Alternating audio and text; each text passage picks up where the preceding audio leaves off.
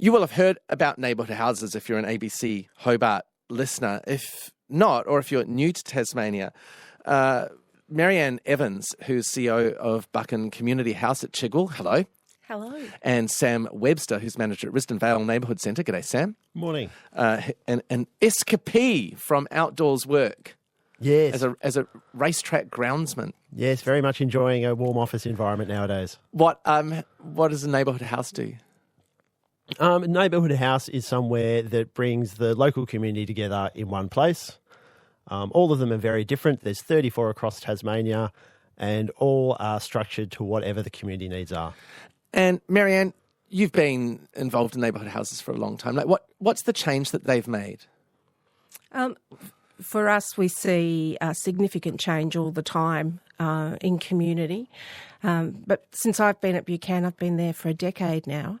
And when I first started, we were seeing around 60 people a week for support activities. And now we see around 960 people a week.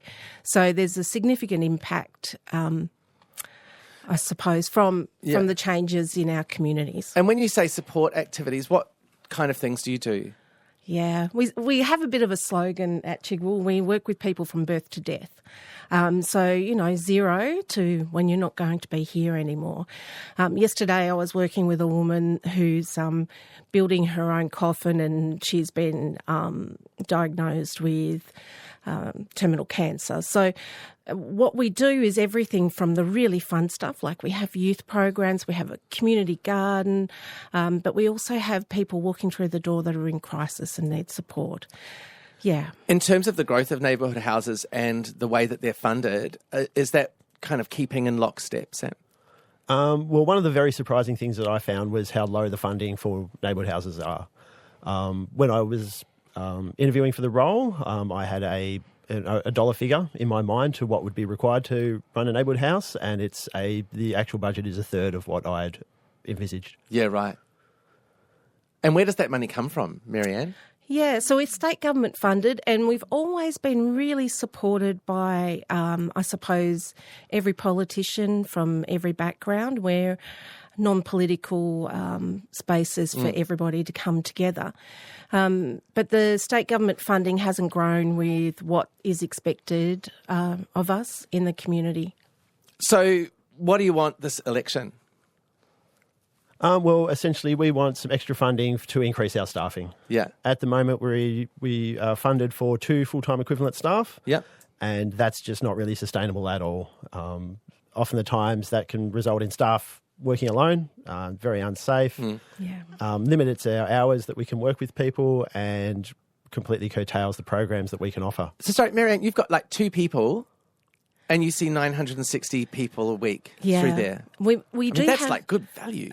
It is very good value. One of the studies, I've been doing a bit of reading about this, as in our a dollar value return. And one of the studies in Gippsland identified that neighbourhood houses have a $45 to $1 return on downstream services. And you've also noticed in 10 years that like youth service funding has been cut or just hasn't grown with demand separately from neighbourhood houses? Because those people would then flow through to you, do they? Yeah. So we saw a shift about a decade ago when we started putting in child and family centres, which are fantastic, but the money had to come from somewhere. And so a lot of youth programs were closed. So we're working with kids until they're 5. And then we're not working with them after that. And so a decade later, we've got teenagers now that haven't had the supports and services in place. And so you're suggesting, there's foreseeable consequences of that in terms of where those young people go, how they're behaving, what sense of connection, I guess, that they have with community.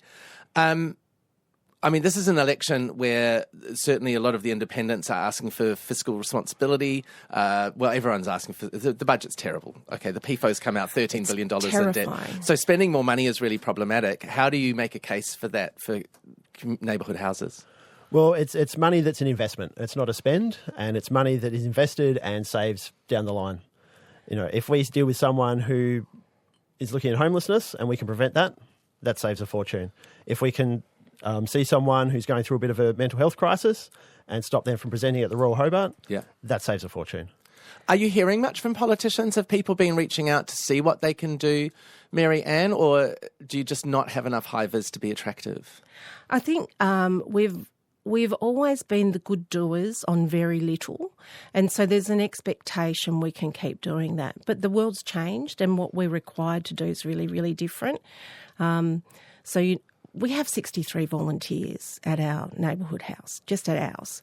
So you can imagine how many volunteers there are across the state in neighbourhood houses. Look, I used to run an arts organisation. By the time we had 5 volunteers, we needed someone to manage them. Yeah. That's a full-time job. That's a full-time job. And so we have to induct, manage, support those volunteers, train and assist them to do the day-to-day stuff, the really important stuff that needs to happen.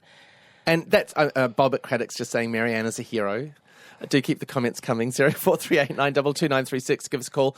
1300 222 936. And in terms of staffing levels, like keeping the people who are coming there safe from and with maybe some of the other people who are coming there, is that a challenge sometimes? Oh, certainly. That's a daily challenge. And with limited staff, it's really difficult. Yeah. So are you trying to get a shift from like being nice do-gooders that can be patted on the head and you're so affordable and it's so lovely to people who are taken a bit more seriously? I suppose. Financially, at least. Yeah. And we're doing the work. Yeah. So I think everyone takes that seriously. Yeah, we're doing the work. And if that work stopped, what would be the impact on the other end? If our funding doesn't improve in 5 years' time, and one of the things in our network is we don't like to say things like this because we don't want to scare our community. In 5 years' time, we won't be here if our funding does not increase. So that's a really harsh outcome. And then what happens to the people that access supports at neighbourhood houses? If you're someone who has been supported by a neighbourhood house or maybe volunteered through there, and I imagine lots of your volunteers from that experience might then move into work, Sam, send us a message. What have they done for you? 0438 922 936. Give us a call. 1300 222 936. Sam, if there are politicians listening, what do you want to say? We know, we get a lot of involvement from the politicians. Politicians know what we do. Politicians know our value. Now it's time to recognise that and let us do what we do and fund it appropriately. Marianne? Yeah, I did some rough costings. Our 17-plus activities we do a week, if they were running as independent businesses, would cost about $21 million in funding. So in our one house. And can I ask what your one house gets at the moment? 311,000 was our core funding for this coming year. We've just done a budget where we are going to be spending around 560,000 and our core funding is only 311. And delivering $21 million worth of value back of the envelope there. Vivian at Mount Nelson says, it seems like these services should be funded instead of a new youth prison. There's $100 million available for that. You could add trained counsellors, psychologists, etc. too. I mean, a few extra amounts of $200,000 wouldn't even touch the sides of $100 million, would it? No. That they can spend on a prison. Richard says, troublesome young people with nothing to do. What about health and social infrastructure, such as an aquatic centre in Glenorchy? Thanks for that. Keep the text coming. 0438 922 936 1300 222 936. Wide World of Arts is next. Marianne Evans, thank you so much. Thank you. And Sam Webster, enjoy the insides. I will do. Pleasure. Yeah, brilliant.